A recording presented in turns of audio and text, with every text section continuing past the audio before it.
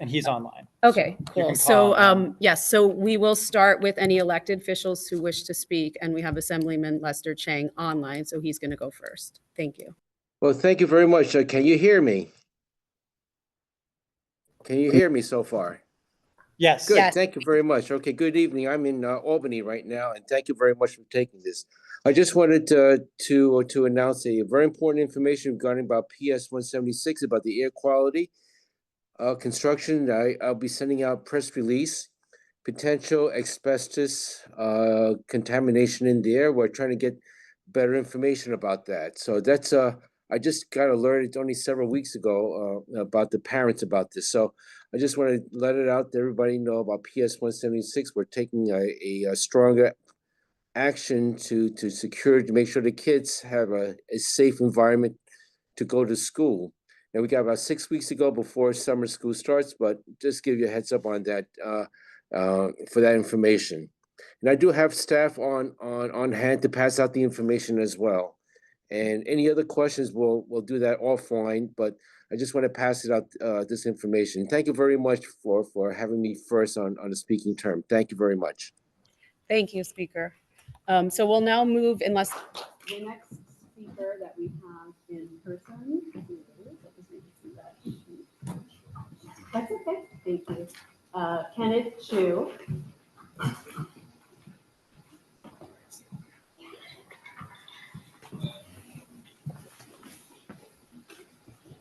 Thank you, members of the council. I'm here on behalf of Assemblyman Lester Chang, who is attending virtually. We've heard from concerned families, teachers, and students at PS 176, and the conditions being described are extremely serious: airborne hazards, rodents, and potential asbestos exposure. This isn't just a maintenance issue, it's a safety issue. Assemblyman Chang has submitted a formal letter demanding action. We expect the council, as well as the Department of Education, to act on it. We have lawyers ready if those questions and documentations are not submitted to the public. Thank you. Thank you so much, Speaker. Our next in-person speaker is Raymond Morales.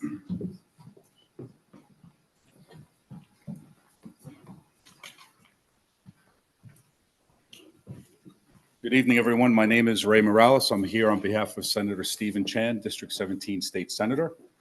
We're here to hear the concerns of the parents about PS 176. I want to give the parents our email address, which is chan, the symbol at nysenate.gov. We need to hear from you in order for us to help you.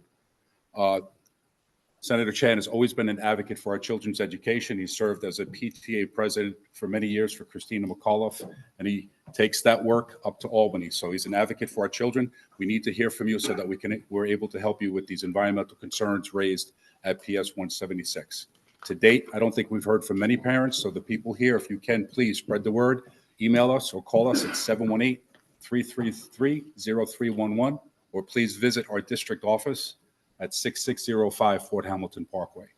Thank you very much to the members of the council for the opportunity to speak. Thank you. Thank you. Our next in-person speaker is Andres Suarez.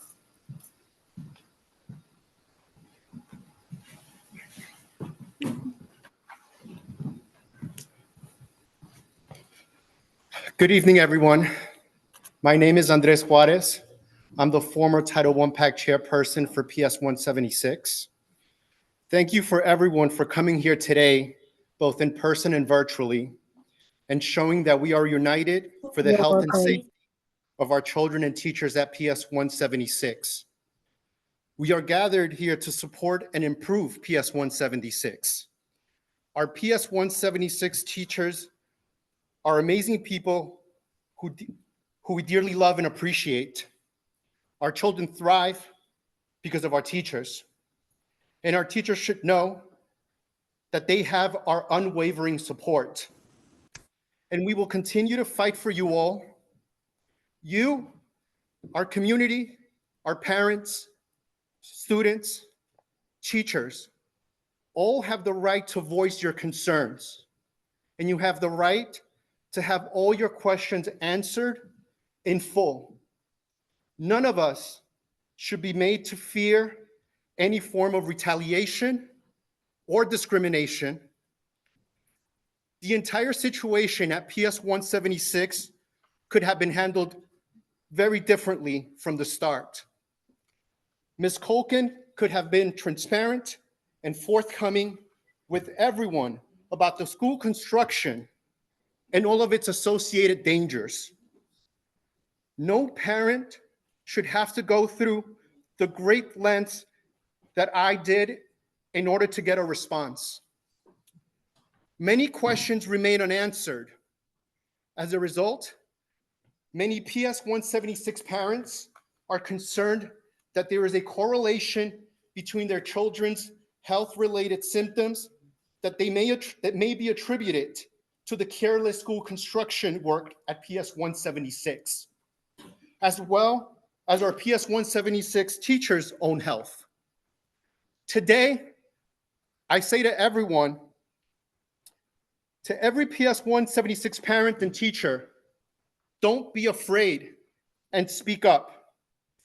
The Chancellor, the Superintendent, the New York City Public Schools, and the elected officials are listening to us now. Ms. Culkin's past and present retaliatory behavior and authoritarian leadership is unacceptable, ineffective, unprofessional, and unbecoming of what a principal should stand for. Ms. Culkin has been the principal at PS 176 for 20 years, and she must be held to the highest standard, to the highest of standards. Therefore, we ask the school chancellor, Melissa Aviles-Ramos, and District 20 Superintendent Dr. Pretto, to remove Elizabeth Culkin as principal of PS 176 and to appoint an interim principal and to conduct an independent safety inspection assessment of PS 176. Thank you, everyone. Thank you, Steve.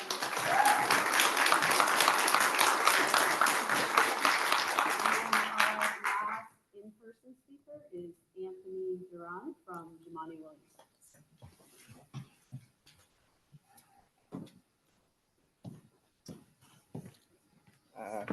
Good evening, everyone. I'm just here, last minute here, so I didn't get to introduce myself, but my name's Anthony Duran. I'm with the Public Advocate's Office, serving the community affairs for the Borough of Brooklyn. We were made aware of the situation currently happening at PS 176.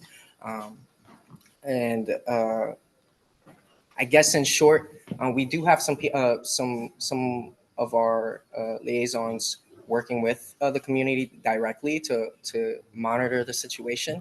There isn't specifically any answers that we can give right now, but I urge everyone, if you have any issues or want to bring anything else up to the office, please reach out to us at gethelp@advocate.nyc.gov or calling 212-669-7250.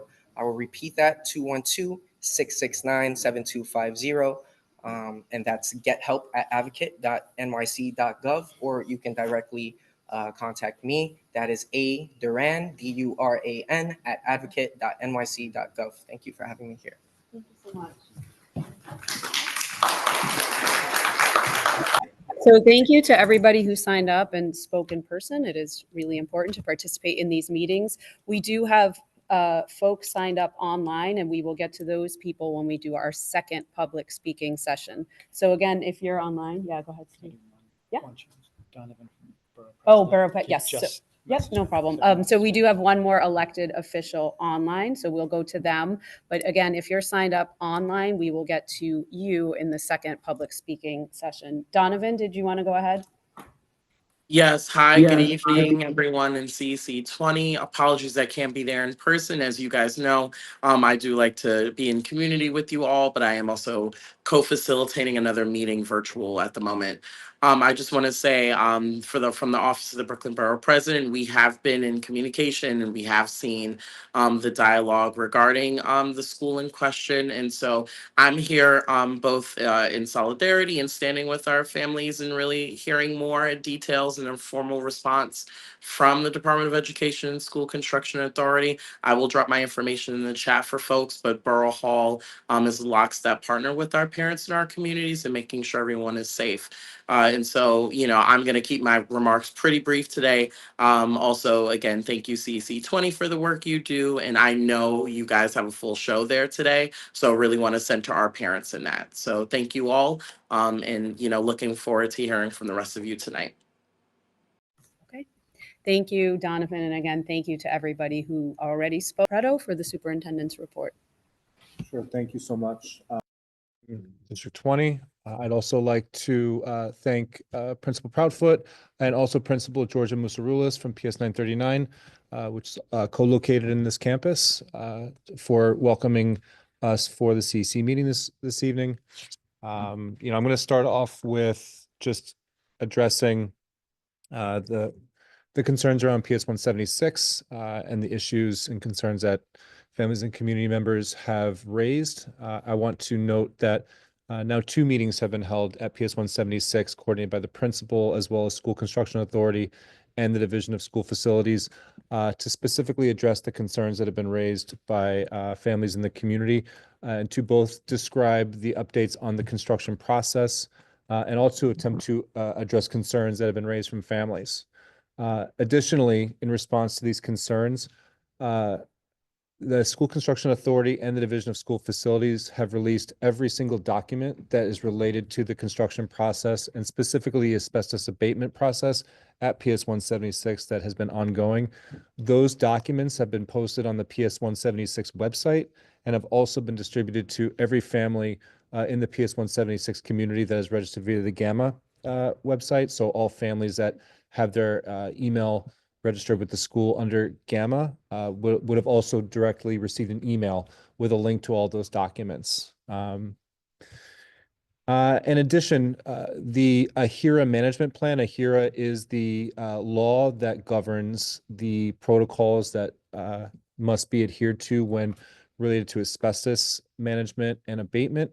The AHIRA management plan for PS 176, as well as every single New York City school building, is posted on the Department of Education website under the facilities section. It's public information. Anyone can go and look at it. So I just wanted to share that information.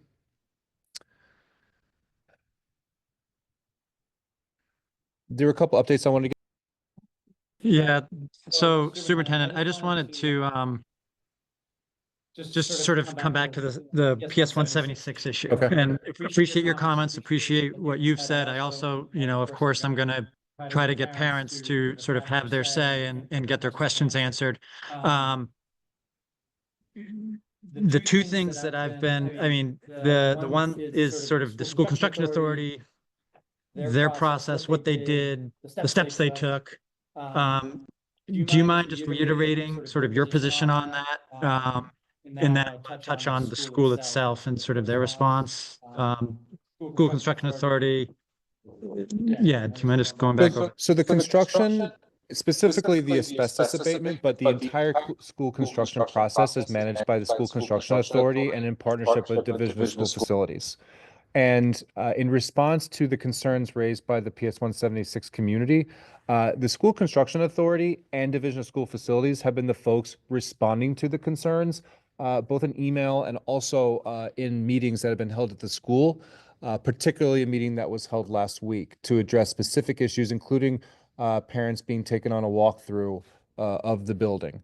So there have been continued follow-ups from elected officials and other folks asking the same questions, and the SCA has provided the same response.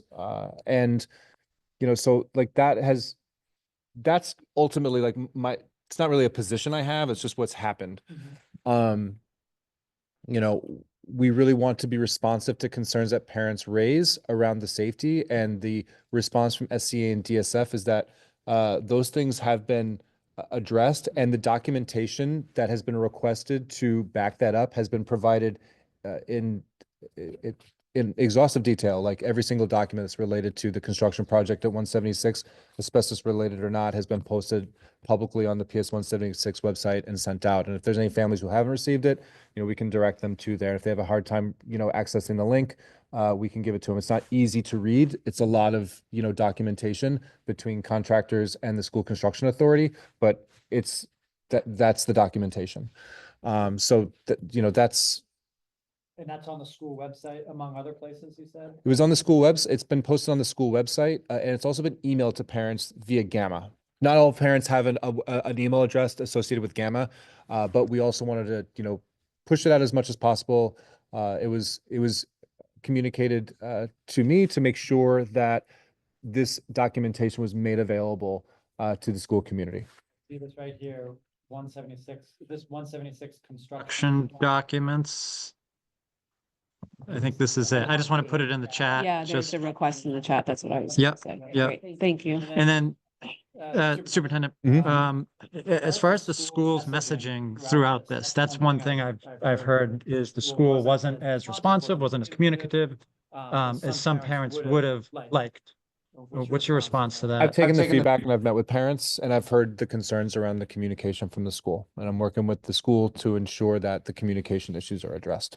And in the case of, my understanding is there were like, I think the SCA said they did something like 18 remediations, and I might have that number wrong, but let's call it 18 abatements in the school. Abatement actions. Did the principal notify school community when each of those actions were taken? The DSF and SCA communicated with the school community around how the process for communicating on this topic happens. And I'm not the resident expert for how this goes. I'll be honest with you, I'm not I have been a principal and I've been a superintendent. But we do really partner with SCA and DSF to support principals and making sure that these things happen that's in their purview. So we've made sure that SCA and DSF have been present at these meetings to address the concerns and answer these types of specific questions around the AHIRA management plan ultimately, which includes communication about the projects. And those things come from SCA and DSF. Right, but it's not necessarily. You want to move No, along? no, I was telling them that yeah, go ahead. Yeah, I just, but as far as, so it sounds like essentially I understand what you're saying. It's discretion on the part of the principal if they want to sort of go above and beyond the usual communication channels just to make sure that the message is out there. It's at their discretion, essentially. The school construction authority communicates with principals around the ongoing Status of construction projects in their schools. When there's a legal responsibility to communicate to parents in the community around a condition in a building, it is always going to be when it's unsafe, and it will be coming from the SCA or the DSF to the principal that they must communicate something. And that's part of that would be part of the documentation that would be contained in this construction report to my knowledge. John, did you have something you wanted to add? So numerous children and teachers been sick, whether they have asthma or dust particles in the room. So what happened with that? Like, what is gonna go on? Did you guys notify anything per se? All the folks who are involved in the construction project that ultimately can speak to all those pieces have been made available to the school community twice and will be made available to the school community once more. Do you know how many rooms are closed right now that's not being utilized? With the children and teachers, if there's any? None. With the weather Off the top of my head. There's a lot of floods inside there with the ceiling and the roof leaks. I'm gonna listen. I hear that you're saying these things are happening. I'm going to defer to the facilities folks to confirm whether or not the things that you're saying are indeed happening. And that's why we've made those folks available and released all these documents. Mr. President, Steve Stowe, may I address you? No, sorry. We do have to stick to the sort of agenda, but I will say Put it in one, the chat. Yeah. Anything you guys want, put it in the chat. I will say one. Chat, so. Okay, he can use one. That I can answer your question directly that you just asked about. Let's talk offline, if you don't mind. Keep the meeting. I will say just one thing, and I do not know anything about the situation. I'm just looking at the chat, and I understand what you're saying, Dr. Pretto, that you're not the facilities person, but it does sound like, just as an outsider looking at the situation, there's also some leadership issues in terms of like the principal and communication. And so I would just make a plug for that. That is in your wheelhouse. You know, trying to get in there and figuring out where those gaps are, if there's some sort of communication issue or leadership issue. That's, I don't know. I'm just saying what I'm seeing. Follow on parents to that. We sharing. learned recently that within each construction project, there's the monthly, I can't remember the name of it, but it's an Yes. SCA. They're supposed to give a monthly report. meeting between the school staff and the SCA. It is optional on the part of the principal to have parents there, but I think in this situation, it would make a lot of sense if Principal Culkin would start inviting parents to those monthly meetings, because I'm assuming that's where a lot of the discussion was taking place around abatement actions. And potentially, if you'd had parents sitting at the table, things could have been worked out. You have the feedback, and I see the comments in the chat. I'm going to be honest, I'm not going to discuss like a specific personnel matter or like my discussions with a leader in the school in a public meeting, but I have heard the feedback, and I appreciate it. So any other questions from council members on this? Yeah, go ahead. Thank, whoever put the information online for the parents to access. What I think is not right, because like many of the families in that community might not be able to read it if they speak a different language. So the fact that this information is not translated in a format where they could understand it, it's kind of unfair, because like they really want to know what's going on and they want to be able to read this information. And even at the other meetings, there was no translators there for the parents. And I think that's, something needs to be done about that, because if you want to communicate with the parents, you have to communicate in a way where they could understand. And if you have a language barrier for your school, you should make translations available. It's only right, so like that's something that I want to put out there, because like the parents they want to know, and if they don't understand English, there should be somebody there speaking in a language where they can understand. So then they could ask their questions in that language, and then you could translate it, because all of that information needs to be accessible to everybody. So I just wanted to say that. And I just want to say, Dr. Pretto, that I'm going to continue to talk to the parents that organize, and I'm hearing their concerns. Mm-hmm. And this is coming from a parent who have a kid with asthma. This is dangerous and is concerning. And the miscommunication from leadership, it's not right. And I think that, if I know you have a busy agenda, but if possible, I will request just, to follow up with all parties involved. Yeah, go ahead. And I do think there are some folks signed up for the online public speaking session that are also waiting to comment on this. So I'm going to move us to that. So our second public speaking session is now open. We do have two folks here in person right now. So I saw Ken Lee and Shiling Zhang. So Ken, do you want to come up first? Yeah. You need to. If you come over here, the people who are on Zoom will be able to hear you. Thank you.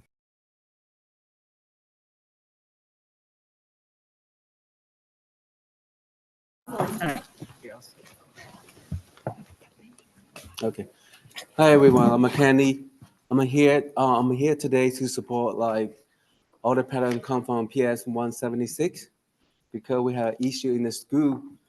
So all about you already know our parent is strongly opposed. We need an independent inspector to the school. to check about the problem. If you agree, can you help up so we can send the people go inside the school? PS 176. Superintendent Derry, are you agree for that? We don't typically have back and forth. You can speak, but it's not typically a back and forth. Oh, okay. Yeah. Okay. I just want to say that, because all the parents is so worried about that, because we care about our kid and also the 150, staff who work in the school, everybody. But the principal, she don't care about nothing. She don't know anything about it. She just say, oh, just start work. What's going on? So I believe, she is, she's not responsibility about the school problem. She don't care about the parent and the kid. So we don't like that. So we want this is a big problem for us. So please, pay attention. Because it's really simple. We just need to send an inspector, go to school and get the result, get the report. That's it. And make people safety, make the parents and the kid to the school be feeling, oh, this is a good place, everybody care about our kid. This principal is losing her job totally. Nobody like that today. We are here. It's that day. Well, whatever. So helping you guys help this problem, okay? Especially for the parent. I'm sorry, what's your name? Okay. He wants to speak about more. Can you give a time to him? We're gonna go to everyone that we have who hasn't spoken yet, and then if we Okay. do have time, we can, but we may not. Thank you. Okay, thank you. Thank you so much, Chancellor. 3 minutes. I did give them extra time because we were translating. Okay, so- thank you. So people know. So, I appreciate it. Thank you. I'm also a parent, a concerned parent of PS 176. I didn't plan to speak today because I think, I represent a lot of the silent majority of the parents at PS 176. I know, Mr. Pretto, you're not kind of aware of the specific information happening in the school. I know SCA, DSF, they're taking care of kind of the day-to-day activities. I just wanted to address that, what you had mentioned earlier. You were repeatedly saying that, and I know this is not a debate floor, you had said previously that, the SCA and DSF have, held meetings, sent out information. They uploaded yesterday, all the documents there. I combed through them and in my professional understanding. And I think those items are not addressed. Those are not solutions. And I think, if we didn't speak out against this and, due to the efforts of other people in the school and the parents, this wouldn't have come up. And my son is in the kindergarten, and I haven't been made aware of since, my son joined the school of any abatement work that was to occur and that is still occurring. And I think the statement that you made were not kind of alluding to that they're actively working and being proactive about it. I think this is like a reactive way that they're working about it. And I think the situation still persists because of the shortcomings, I think, due to the means and methods of how they boarded up the windows. And that's related to, the scheduling issues of the windows not arriving on time. Happens all the time in construction, we understand. However, it's these things are causing issues with, weather damage and penetration through the boarded windows. And there is, I think, areas of improvement in the means and methods to make sure that the seals are caulked and re-inspected. And there's area for improvement so we can make sure that it doesn't keep happening. The weather damages, it's raining for the past 3 days, right? So the issue here is it's going to continue to happen until we look at those critical issues in terms of the weather protection and the scheduling issues with the new windows. And I just want to make sure that we understand that instead of being reactive to, things that our parents are bringing up, I want to make sure the school and the SCA and DSF are being proactive in kind of preparing and protecting our kids and the children inside the school, as well as the faculty. Thank you. Thank you, Stephen. So we're going to move to folks online. And so first, Thing that he said, is it? Yeah, it's Yeah. up to the. Yeah. I want to acknowledge one thing, an issue that you brought up because it was separate, and I appreciate you bringing it up. And I just want to reiterate that it was something that was also brought up at the parent meetings that were held at 176, particularly around the windows. It was something that the Division of School Facilities acknowledged, that it's the SCA's contract work that they're doing with the windows, and the windows were removed prior to and they were boarded up prior to the new windows being delivered. Something that the school facilities rep acknowledged, and was something that was definitely taken back.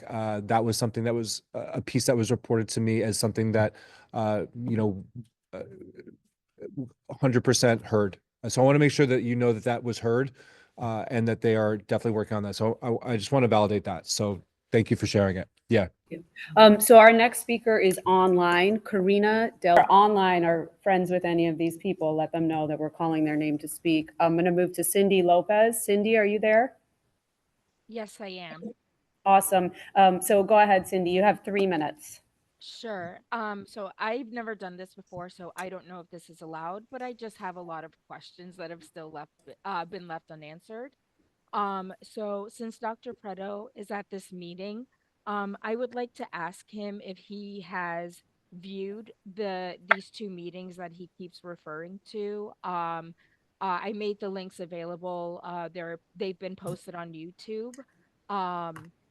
It doesn't seem like he has viewed them, since he is saying that our questions were answered when they clearly weren't.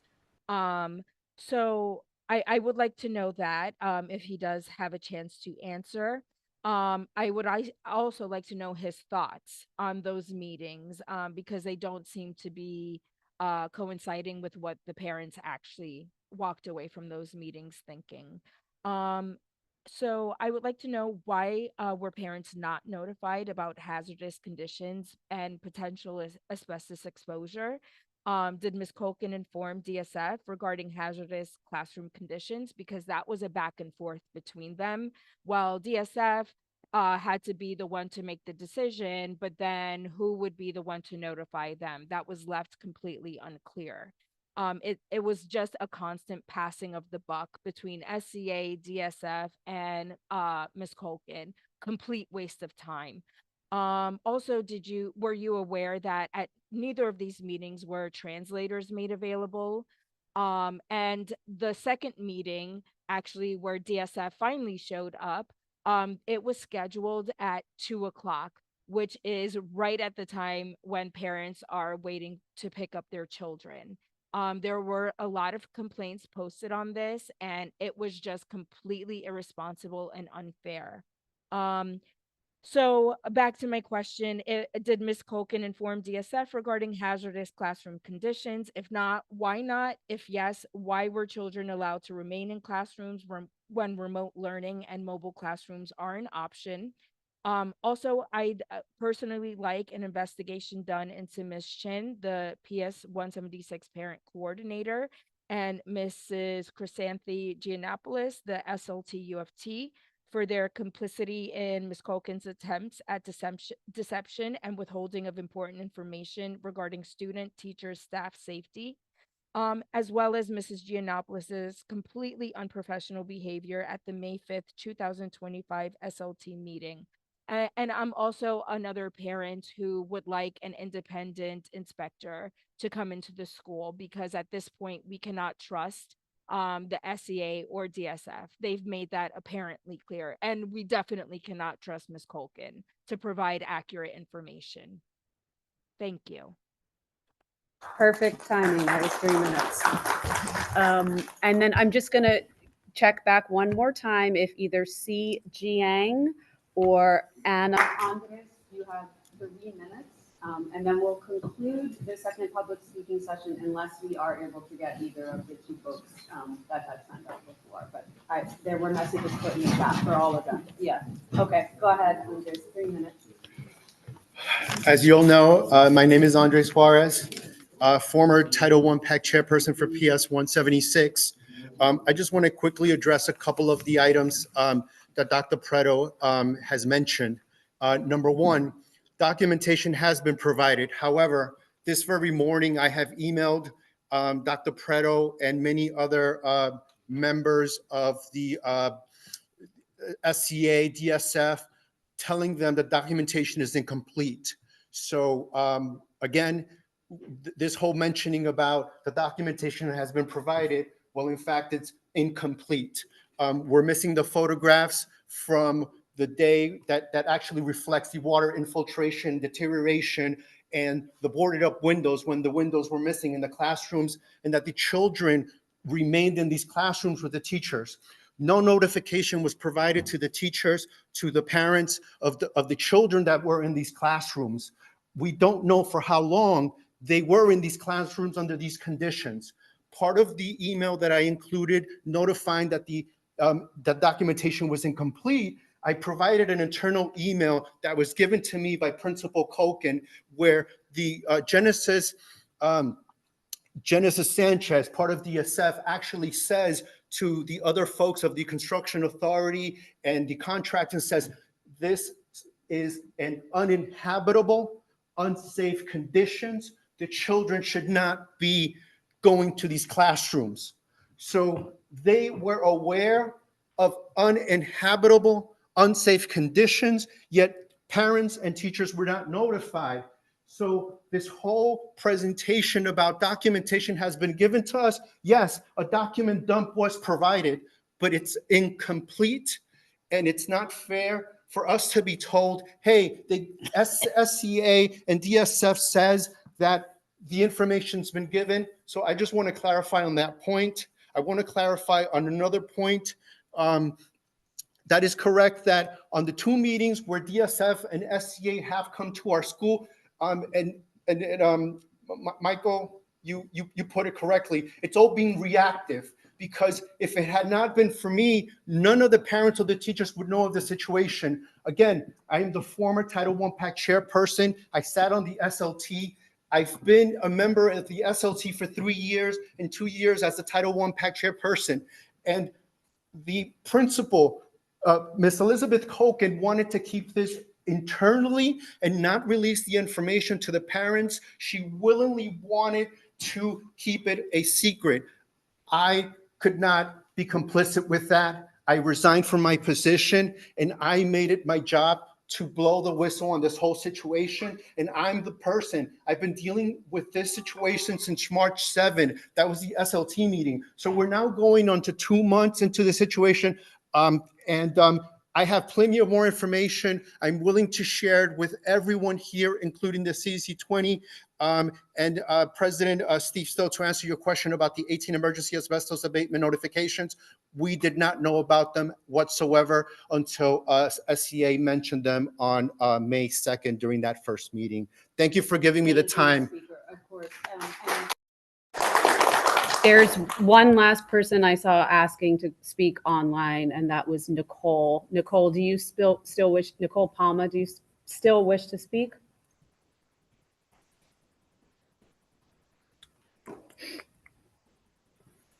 Nicole? Yes, I do. I do. Okay. You have 3 minutes, Nicole. Thank you. My son is a student at PS 176. A few months ago, he was missing a lot of school because he has asthma due to his breathing. I did address it to Ms. Culkin. I had a walkthrough in the school in regard to this because the windows could not be opened due to the dust.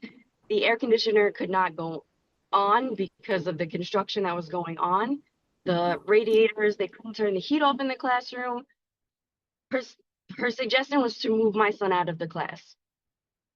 That makes no sense to do. I feel like these things should have been fixed.